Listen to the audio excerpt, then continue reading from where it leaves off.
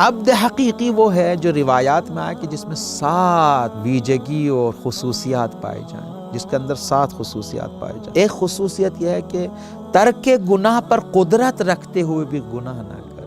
دوسری صفت ایک حقیقی بندے کی ہے کہ سکوت اختیار کرے، خاموشی، ہر بات کو اس زبان پہ نہ لائے۔ یہ زبان کا لوتھڑا، یہ گوشت کا لوتھڑا جو ہلتا رہتا ہے، اس پہ کنٹرول کریں۔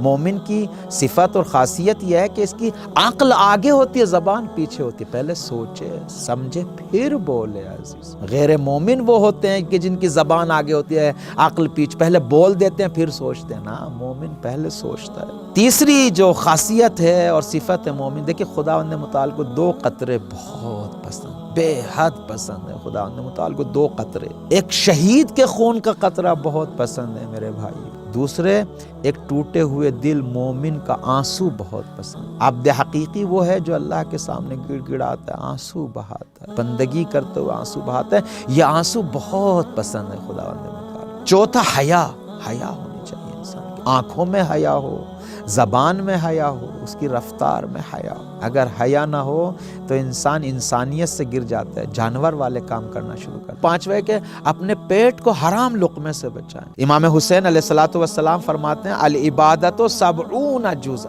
عبادت کے 70 جز ہیں، لیکن افضلها طلب الحلال، افضل اور افضل ترین عبادت حلال لقمہ تہیا کرنا ہے۔ اگر ہم کربلا کو دل و جان سے مانتے ہیں تو یہ تو مانو کہ امام حسین نے فرمایا کہ کربلا میں ایسے لوگ تھے جن کے پیٹ حرام سے بھرے ہوئے۔ چھٹے یہ ہے کہ عبد حقیقی اور حقیقی بندہ وہ ہے کہ جو دنیا اس کے نزدیک محبوب نہیں۔ ظاہر سی بات ہے، جب میرے مولا، میرے آقا، جس کا میں تابع ہوں، مطیع ہوں، پیروکار ہوں، حضرت علی، جس دنیا کو کہا ہے کہ یہ بھیڑ کے ناک کے پانی سے بھی بدتر ہے، ذلیل تر ہے، میں اس دنیا کو کیسے محبوب رکھ سکتا ہوں اپنا دل میں؟ آخری جو 7ویں صفت ہے عبد حقیقی کی، وہ یہ ہے جو اللہ کے اچھے بندے ہیں ان سے محبت کرے۔ آپ دیکھیں کس طریقے سے اصحاب ائمہ اطہار علیہ السلام میں ایک دوسرے سے کیسے محبت کرتے تھے، کیسے آگے بڑھ کے بغل میں لیتے تھے، کیسے باہوں میں لیتے تھے۔